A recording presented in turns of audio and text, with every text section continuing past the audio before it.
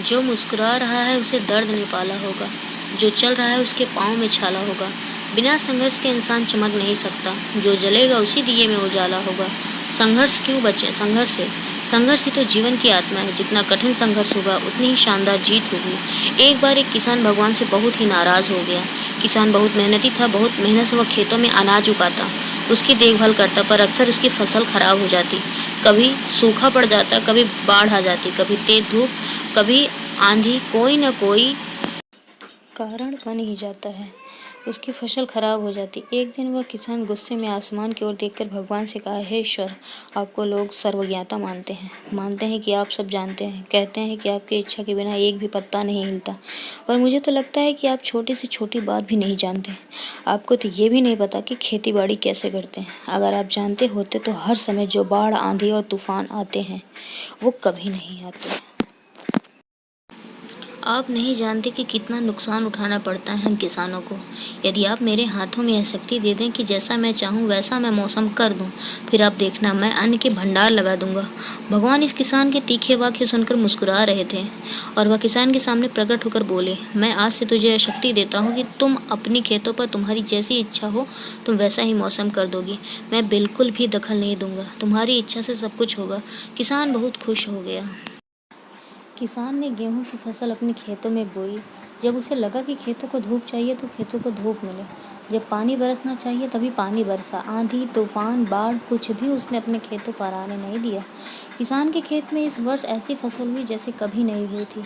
हरी भरी लहलहाती फसल। मन ही मन वह बहुत खुश हो गया और सोचने लगा, अब सबूत के साथ दिखाऊंगा भगवान को कि इसे कहते हैं शक्ति का सही उपयोग। मेरी सफलता देखकर उन्हें अपने नियम जरूर बदलने पड़ेंगे।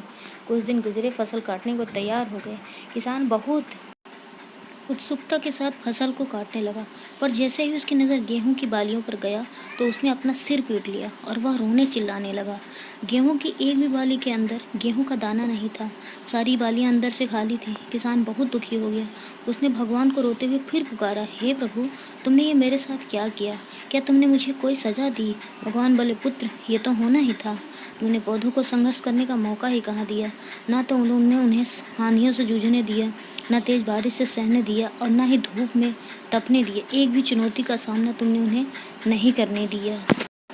जब आंधी, तूफान, तेज बारिश और धूप पड़ती है तभी ये पौधा अपने अस्तित्व को बचाने के लिए संघर्ष करते हैं, और इसी संघर्ष से एक बल पैदा होता है जिसमें शक्ति होती है, ऊर्जा होती है।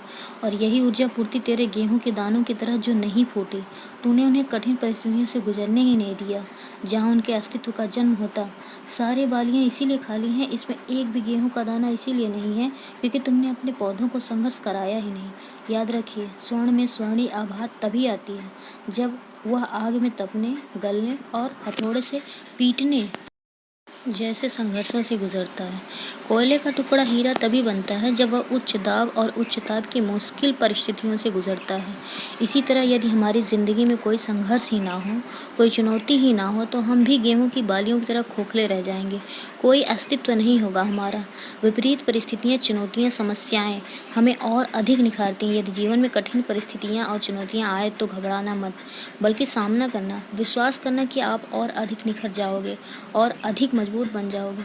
किसी ने कितना सही कहा है, जिंदगी जीना आसान नहीं होता, बिना संघर्ष कोई महान नहीं होता। जब तक ना पड़े हथौड़े की चोट तब तक पत्थर भी भगवान नहीं होता।